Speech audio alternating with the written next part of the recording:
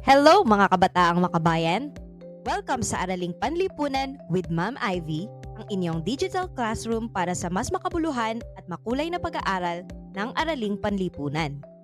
Handa na ba kayo? Tara na at simulan ang ating paglalakbay. Pag-aaralan natin ang nakaraan para sa mas maliwanag na kinabukasan.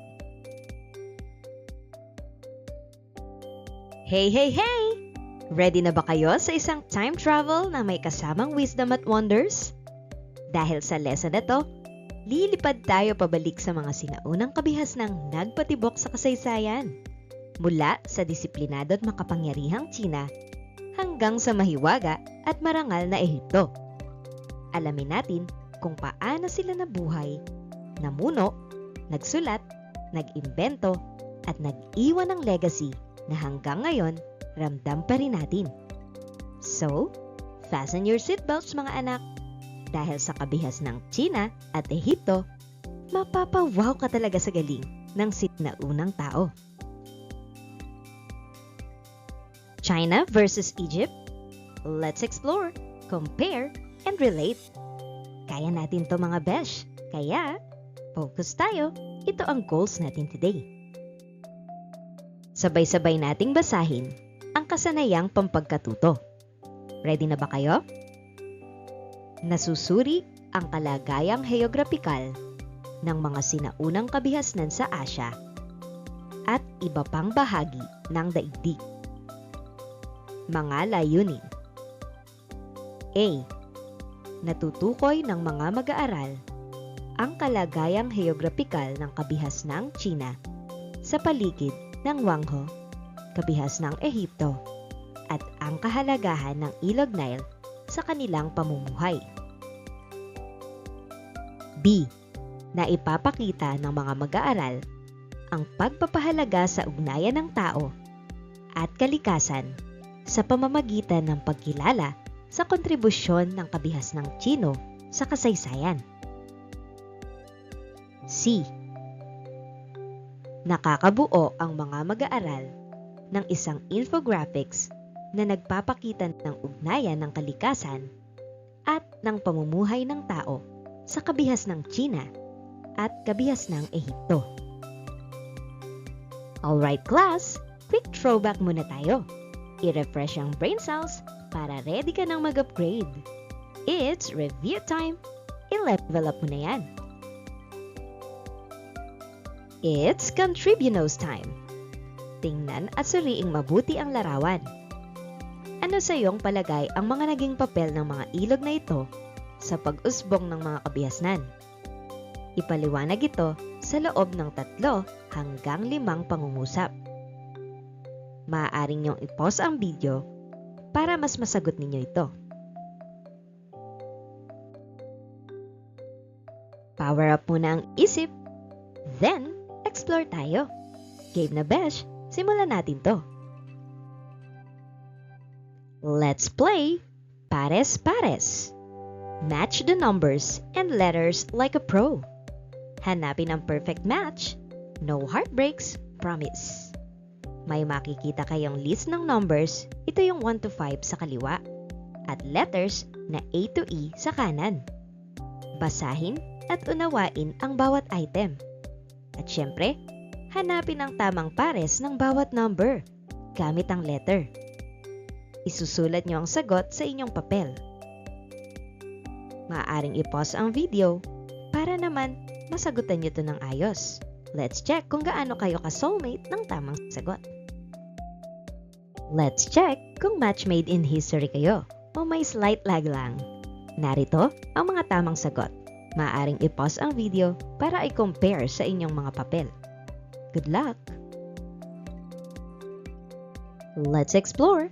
Tara, alamin natin to ng mas malalim. Baka may ma-unlock tayong ancient secrets. Let's talk about sinaunang kabihasnan sa China or yung Wanghe o Yellow River. Did you know? Diyan sa Yellow River, nagsimula ang isa sa pinakabonggang sinaunang kabihasnan sa buong Asia. Grabe yung vibes noon. May matitinding baha pero nakakagawa sila ng smart na solusyon. Ready ka na bang i-explore ang rich, wise at legit na legacy ng China? Tara na at tuklasin ang Wang He kung saan nagsimula ang kwento ng kapangyarihan, kultura at karunungan. Narito ang kalagayang heograpikal. Ang Wang He or Yellow River ay matatagpuan sa Hilagang China. Tinatawag itong duyan ng kabihas ng Chino dahil dito nagsimula ang unang sibilisasyon ng China. O diba, ang bongga ng Wang He? Parang OG content creator ng China. At dito, nagsimula ang lahat. Isipin nyo, kung walang river na yan, baka wala ring dynasty at TikTok trends nila ngayon. Kaya, respect the river mga bes. Founder level yan sa kasaysayan. Heograpiya at kapaligiran. Ang ilog ay may matabang lupain na naging angkop sa pagsasaka, lalo na ng millet. Ngunit, tinawag din itong lungkot ng China or China's sorrow dahil sa madalas na pagbaha na sumisira sa mga tirahan. Grabe no? Ang Wang He, parang toxic na ex mo. Minsan, nagbibigay ng life, minsan, nagbibigay ng stress. Pero kahit ganyan, dyan pa rin nagsimula ang galing ng sinaunang China. Kaya, reminder lang mga besi, kahit may lungkot, may growth pa rin. Tatalakayin naman natin ang dalawang pangunahing imperyo ng sinaunang China. Alam nyo ba na ang China ay isa sa pinakamatagal at pinakamaimpluwensyang kabihasnan sa buong daigdig? Sa sinaunang kasaysayan nito, may dalawang makapangyarihang imperyo na tunay na nagbago sa takbo ng bansa. Ang dinastiyang Qin at ang dinastiyang Han. Sa panahon ng Qin, nagsimula ang pagkakaisa ng buong China. Sa panahon naman ng Han, lumaganap ang kaalaman, kalakalan, at kultura. Ngayong araw, aalamin natin kung paano namuno ang mga dinastiyang ito. Ano ang kanilang mga kontribusyon at bakit hanggang ngayon, buhay pa rin ang alaala nila sa kasaysayan ng Asya. Dinastiyang Qin, 221 to 206 BCE. Itinatag ni Qin Shi Huangdi ang kauna-unahang nagpakilala ng titulong emperador or Huangdi. Pinagbuklod ang mga estadong Chino matapos ang Warring States period. Oo mga besh, si Qin Shi Huangdi ang OG sa pagiging emperor goals. Isipin nyo from war chaos to one strong China, power move yan. Parang siya yung nagpa-group chat sa buong bansa after ng away-away. So, next time na marinig mo ang Qin Dynasty, respect the emperor. Narito ang mga mahahalagang ambag. So class, let's break it down real quick. Standardization na lahat. Ang ibig sabihin, pare-pareho na ang gamit sa pagsusulat, sukat, timbang, at batas sa buong China. Walang gulo, walang kalituhan. Isa lang ang rules. Pangalawa, centralized na ang gobyerno. Wala nang kanya-kanyang trip ang mga rehiyon. Si Emperor Qin lang ang boss. Parang one China, one rule. At ang Great Wall, nagpagawa siya ng Great Wall of China. Ito yung parang depensa sa mga Xiongnu, mga nomad na mahilig umatake. Kaya, ang defense mode, activated! Pag-usapan naman natin ang legacy ni Qin Shi Huang, ang Yifeng Palace and Terracotta Army. Nagpatayo si Emperor Qin ng Yifeng Palace. Super laki na parang pang boss level ang bahay. At yung Terracotta Army, libo-libong statues ng sundalo para protektahan siya sa afterlife. parang ancient security squad. Very controlling? Yes, organized siya, pero sobrang higpit. Lahat dapat sunod sa kanya. And no questions asked. Kaya, maraming tao ang natakot o nabawasan ng freedom. At dahil sa sobrang strict niya, hindi nagtagal ang Qin Dynasty. Parang biglang umakyat, pero mabilis ding bumaba. Pag-usapan naman natin ang dinastiyang Han noong 206 to 220 BCE. Ang mga besh, si Liu Bang, literal na from zero to hero. Karaniwang tao lang siya, pero naging founder ng Han Dynasty. Parang siya yung proof na kahit di ka born sa power, you can still change the game. At in fairness, lumipat pa siya ng kabisera. Parang nag-new server para sa mas fresh na simula. Ang lesson? Leadership isn't about status. It's about service. Kaya ang real talk, si Liu Bang ang patunay na hindi lang para sa elite ang leadership. Kung may puso ka para sa bayan, laban lang. Kaya kung feeling mo, hindi ka pang emperor, Bessie, maybe you're just Liu Bang in the making. Ang civil service exam? G na G. Kung gusto mong magtrabaho sa gobyerno noon sa China, hindi lang charm ang puhunan. Kailangan mong pumasa sa exam. Brain game levels unlocked. At syempre, ang eclectic vibes sa leadership. Imaginein mo to, may legalism, Confucianism, at Daoism. Pinaghalo-halo, like halo-halo sa summer. Ganyan ka-unique ang pamumuno ng mga emperor noon. At ang Silk Road, inunlock din niya. Trade route goals? Ang Silk Road na ang OG highway ng kalakalan. From China to Europe. Parang Shopee Express noon yan, pero Camel Edition. Noong panahon ng Han Dynasty, umunlad ang kalakalan.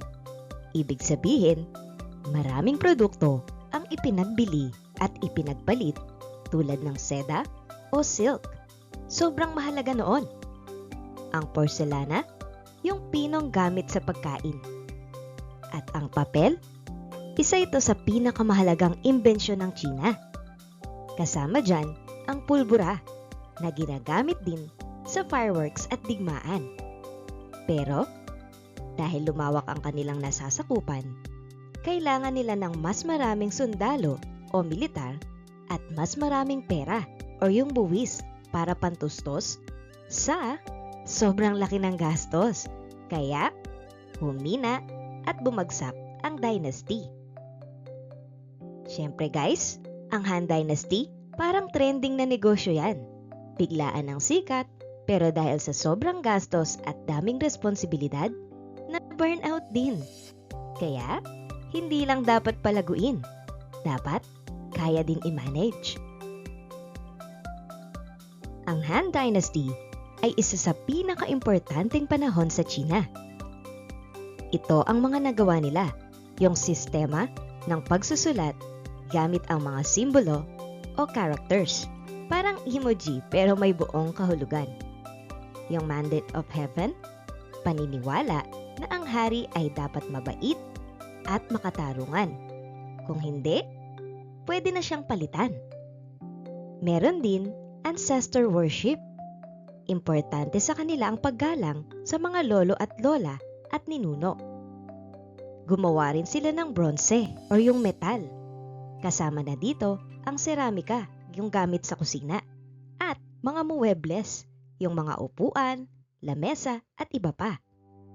So, legit na ang Han Dynasty pa lang, meron na silang own version ng respect your elders at good governance goals. Kaya, kung di ka fair na leader, cancelled ka agad.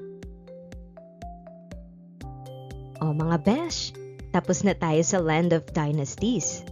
Ngayon naman, lilipad tayo sa Land of Pharaohs. Welcome sa kabihasnang Ehipto, kung saan ang Nile River ang ultimate lifeline. parang power bank ng sinaunang Egypt. Ready na ba kayo for pyramids, pharaohs, at pangmalakasan na legacy? Let's go! Kung may father of Chinese civilization ang Wang He, sa Egypt naman, ang Nile ang certified biyaya ng buhay. Literal, kung walang Nile, walang Egypt. Ito na ang OG irrigation system, ang main supplier ng food, water, at vibes ng buong kabihasnan. Parang sa ML, si Nile yung support hero. Hindi flashy, pero siya talaga ang reason kung bakit nag-survive ang buong team. O mga anak, si Nile River, hindi lang basta ilog. Triple threat diyan. Nagbibigay siya ng tubig para mabuhay, at lupa para magsaka, at ruta para mag-travel at mag-trade. Para siyang all-in-one app ng ancient world. May tubig, may land, may delivery. Kaya nga hindi lang to biyaya ng Nile. Siya ang literal na backbone ng buong Egyptian civilization. Kung may hack ang mga gamer, may irrigation hack ang mga Egyptian. Dahil sa Nile, natuto silang gumawa ng dam at kanal. Parang sinaunang version ng Save Water, Grow More system. Hindi lang sila basta umaasa sa ulan. Sila mismo ang nag-control ng flow ng tubig. At ang lesson? Kung may diskarte ka, kahit baha o tagtuyot, mapapaandar mo. O di ba mga besh? Kapag busog ang tiyan, may space na ang utak sa art, science, at spiritual feels.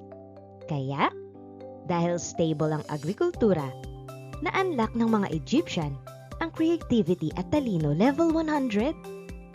Parang sila ang unang nag-soft launch ng civil society. May logic, may vibes, may faith. Ang lesson? Kapag may sistema, may resulta. Kapag may food security, may freedom to grow your genius. Lalakayin naman natin ang kultura at pananampalataya. Ang relihiyon ay may malaking bahagi sa kanilang pamumuhay. Sumasamba sila sa maraming Diyos at Diyosa or polytheism, kabilang na si Ra, ang Diyos ng araw. Naniniwala sila sa buhay pagkatapos ng kamatayan. Kaya't, inililibing nila ang mga patay sa mga piramid kasama ang mahahalagang gamit. So, napakaseryoso pala ng mga Egyptians. Lahat para sa afterlife. Imagine niyo yun. May sarili kang pyramid, tapos may dalang gamit pang life after death. Grabe, parang may heavenly starter pack sila. Narito ang ambag ng kabihas ng Egyptian. Pyramid, bantog na estruktura na nagsisilbing libingan ng mga paraon. Hieroglyphics, ito ang sistema ng pagsusulat gamit ang mga simbolo at larawan. Wait lang mga besh, may afterlife sila? Tapos, may kasamang gamit sa kabaong? Literal na bring your stuff and we're going to eternity. Pyramid at hieroglyphics? Grabe to, parang combo ng architect plus emoji inventor. Yung mga ancient na sila pero artsy pa rin. Walang camera pero may carvings. Walang pen pero may chisels. Ang solid. At syempre, may pa-calendar sila based sa stars. Legit na parang sila ang OG astrologers. Tapos, marunong pang mag-opera. Certified healer sila since day one. At yung mga pharaoh o paraon, sila ang all-in-one package. President, priest, at celebrity pa. Ang pagbabago at pagbagsak. Sa kabila ng tagumpay, ang Egypt ay nasakop ng iba't ibang imperyo tulad ng mga Persian, Greek kay Alexander the Great at Roman.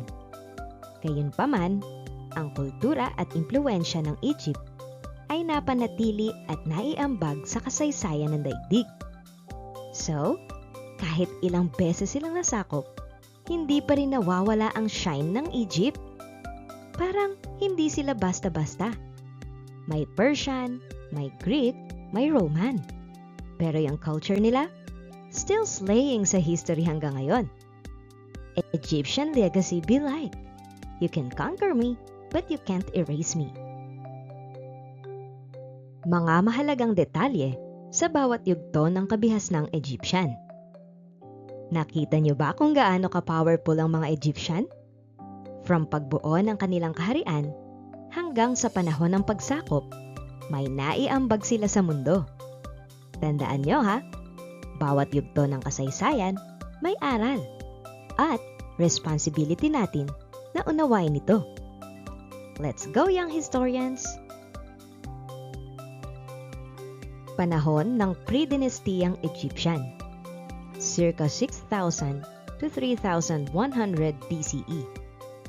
Sa yugto na ito, nagmula ang mga unang pamayanan sa paligid ng Ilog Nile. Ang pag-unlad ng pagsasaka at seramika ay naging mahalagang bahagi ng kanilang buhay. So, ang galing ng mga unang Egyptian, ano? Alam na agad nila na tubig is life at farming is the key. So, keep going lang, makinig kayo, and you're doing amazing.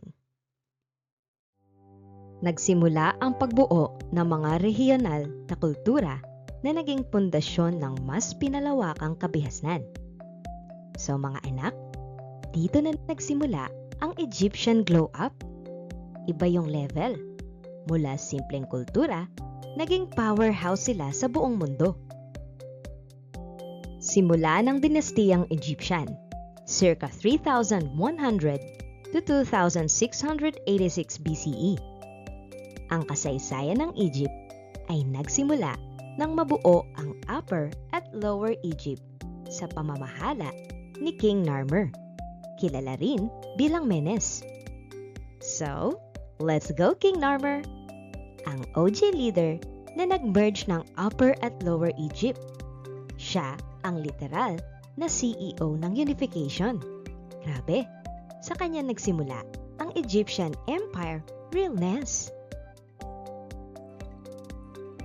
Naitatag ang lungsod ng Memphis bilang kabisera at ang pagsusulat ng hieroglyphics ay naging mahalagang bahagi ng kanilang kultura. Ang mga pyramid gaya ng Step Pyramid ni Djoser ay mga halimbawa ng una nilang monumentong arkitektura. So, Memphis? Not the one in the US ha? Ito yung OG Egyptian capital. Literal na cultural hub. Hieroglyphics? That's their version of posting with style. At yung Step Pyramid ni Djoser? Parang ancient flex sa architecture. So, keep watching because you're all slaying this history lesson. Kilala ito bilang panahon ng mga piramid, kung saan itinayo ang mga malalaking piramide. Ang mga kilalang pharaoh or paraon tulad ni Khufu, Khafre at Menkaure ang nagpatayo ng mga piramide bilang mga mataas na tukso. So, this era was a major flex ng mga paraon. Imagine, nagpatayo sila ng mga giant tombs na pang forever. Sina Khufu, Khafre, at Menkaure, literal na sila ang OG builders ng Great Pyramids. Grabe to mga anak, sipag at galing, level 10,000. Bumuo sila ng malakas na sentralisadong pamahalaan, birokrasya, at maayos na lipunan. So, legit na organized ang mga Egyptians. Imagine, may sariling government system, centralized, may bureaucracy, at well-structured ang society nila. Parang sila yung ancient version ng LGU plus HR plus barangay in one. Boss moves ng sinaunang kabihasnan. Unang intermediate period, circa 2,181 to 2055 BCE. Sa yugto na ito, bumagsak ang sentral na otoridad at nahati ang Egypt sa mga regional na estado. Dumating ang panahon ng kaguluhan, kasama ang tagutom at pagkabahala sa lipunan. So, parang nag-breakdown ang Egypt dito. Nawala ng strong leader vibes. Kanya-kanyang rehiyon na lang. Tapos, may tagutom pa. Walang direction, walang leadership. Parang group project na walang group leader. Panahon ng gitnang kaharian, circa 2055 to 1650 BCE. Ipinakilala ang gitnang kaharian sa pamumuno ni Mentuhotep II. Nagbigay daan sa reunifikasyon ng Egypt. Nagkaroon ng pag-usbong sa panitikan, sining, at arkitektura sa yugtong ito. So, comeback era to. Si Mentuhotep II ang OG na nagbalik ng unity. Parang team captain na inayos ang gulo ng group project. At bonus pa, blooming ang art, literature, at arkitektura. Total glow up ang moment ng kabihas na nila, mga anak. Namahala ang mga pharaoh o paraon sa mga proyektong nagpabuti sa infrastruktura at pamamahala ng tubig.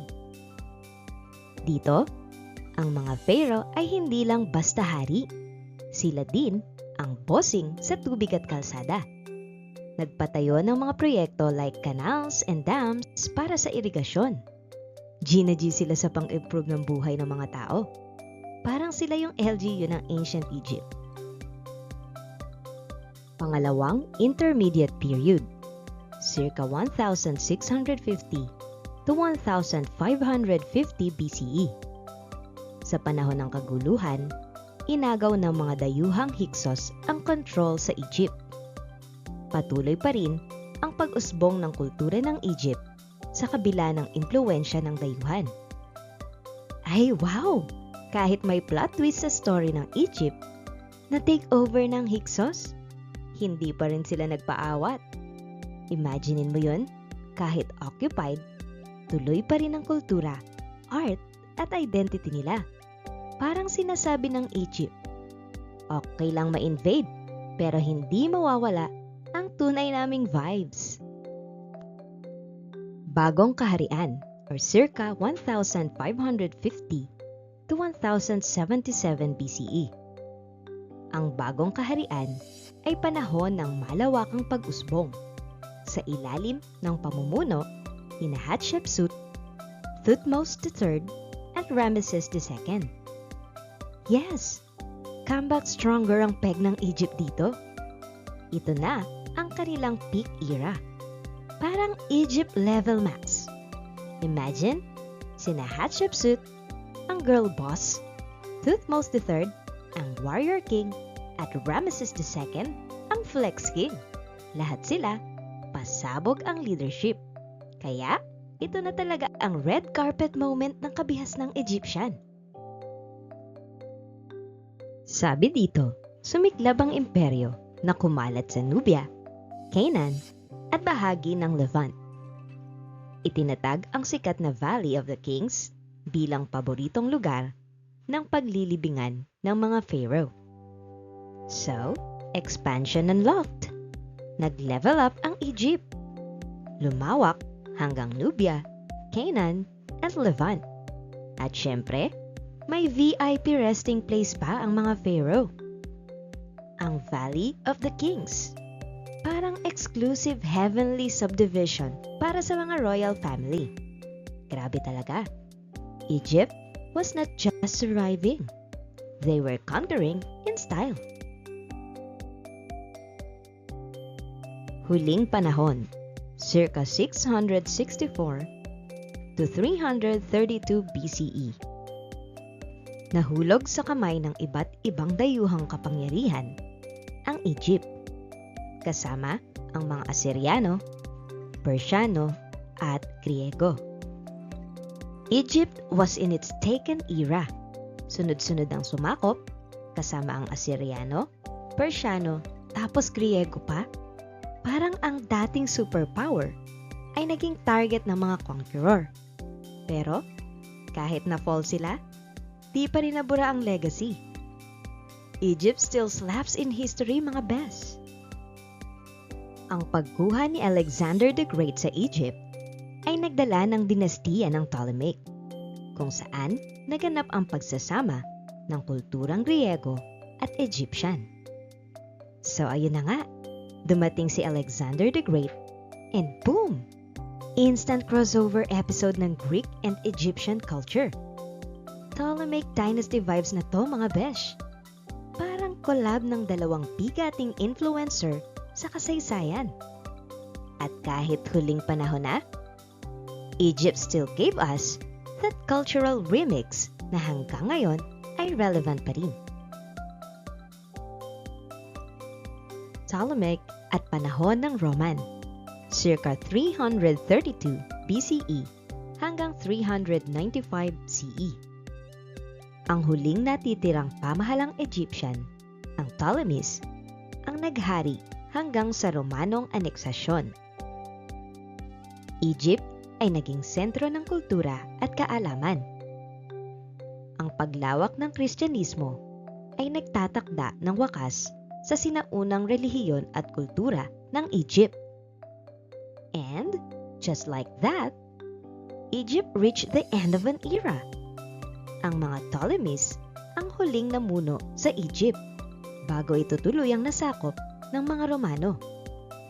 Pero kahit ganon, Egypt turned into a cultural HQ.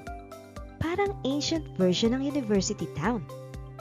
At nung dumating ang Kristyanismo, major plot twist. Nagbago ang paniniwala at nag-evolve ang kultura. Pero don't forget, Egypt may have changed, but its legacy, never forgotten. Alright class, i-activate na yung brain cells at creativity. Let's G, hands-on muna tayo. Hanap solusyon. Buhay sa ilog. Basahin ang bawat problema na naranasan ng mga tao sa kabihasnang China o kabihasnang Ehipto. Isulat o ipahayag ang posibleng solusyon na ginawa noon o maaari pa ring gawin ngayon sa kaparehong sitwasyon. Kabihasnang China or Wanghe River. Problema? Madalas ang pagbaha sa Wanghe River, kaya maraming sakahan at bahay ang nasisira. Bibigyan ko kayo ng 5 seconds para sagutin ito.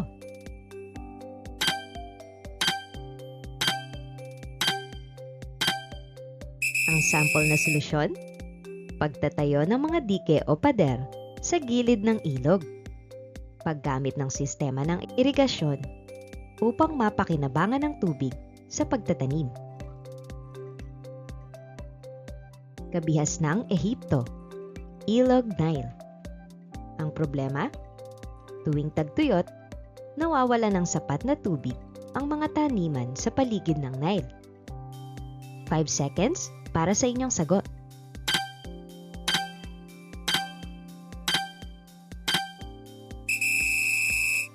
Ang sample na solusyon ay pag-iimbak ng tubig sa reserva or paggamit ng shadow, isang uri ng balde na may tungkod upang makakuha ng tubig sa ilog. Kabihasnang China. Ang problema? Dahil sa ilog, ang ilang bahagi ng pamayanan ay nahihiwalay at hirap ang pakikipagkalakalan.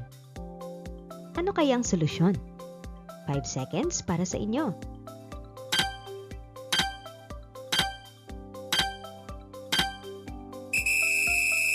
Halimbawang solusyon ay ang paggamit ng bangka o tulay upang makatawid at makipag-ugnayan sa ibang pamayanan. Kabihasnang Ehipto. Sa panahon ng pagbaha ng Nile, minsan ay nawawalan ng bahay ang mga tao malapit sa ilog. Ano kaya ang pwedeng solusyon dito? 5 seconds para sa sagot ninyo.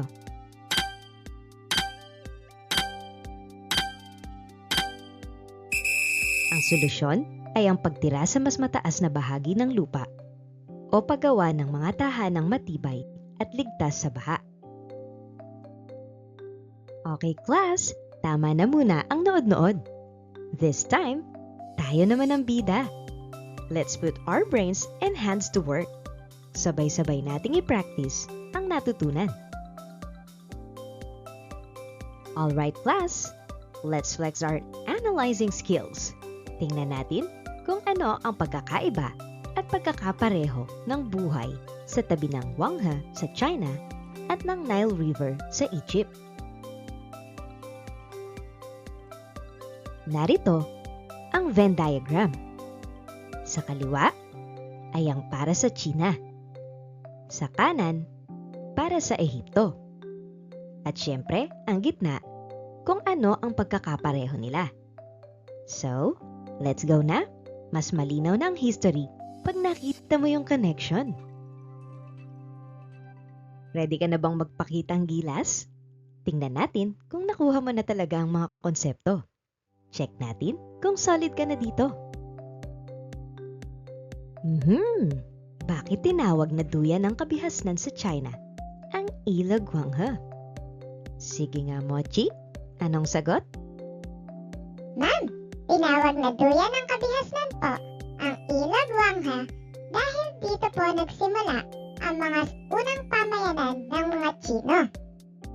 Alright, very good. So dahil sa ilog na ito, nagkaroon sila ng tubig para sa taniman at mas naging maunlad ang kanilang pamumuhay. Tapos na ang tsikahan mula sa buhay sa tabi ng ilog. Kaya, what's the tea? Anong mga key takeaways mo? Paano mo mas nauunawaan ang kabihasnan sa China? Ano ang ginawa mong paraan para matuto? Sige nga, Jax Pixel. Anong sagot? Ma'am, mas naintindihan ko po ang pagkakatulad at pagkakaiba ng dalawang ilog sa China nang gumamit po ako ng Venn diagram. Alright, so Venn for the win. Galing mo mag-compare, kaya tuloy-tuloy lang sa pag-analyze. Paano mo naiintindihan ang kahalagahan ng Ilog Nile sa buhay ng mga Ehipsyo? Sige nga, Luna Blocks, ikaw naman? Ma'am, mas naiintindihan ko po ang kahalagahan ng Ilog Nile sa pamumuhay ng mga Ehipsyo dahil sa mga larawan at video at kwento mo po. Alright, you nail it! Visual learner ka talaga. Galing gamitin ang mata't isip ng sabay. Grabe, solid ang mga sagutan nyo ah! Na-explore na natin ang kabihasnan sa China at Ehipto at kung paanong ang mga ilog gaya ng Wanghe at Nile ang naging lifeline ng mga sinaunang tao. From tubig-tubig to trading-trading. Legit na buhay ang kabihasnan dahil sa ilog. Ready na ba kayo sa next level? Ngayon, oras na para subukan kung gaano katindi ang natutunan nyo. Huwag kabahan, i-activate lang ang memorya. Analyze din pag may time. Let's go!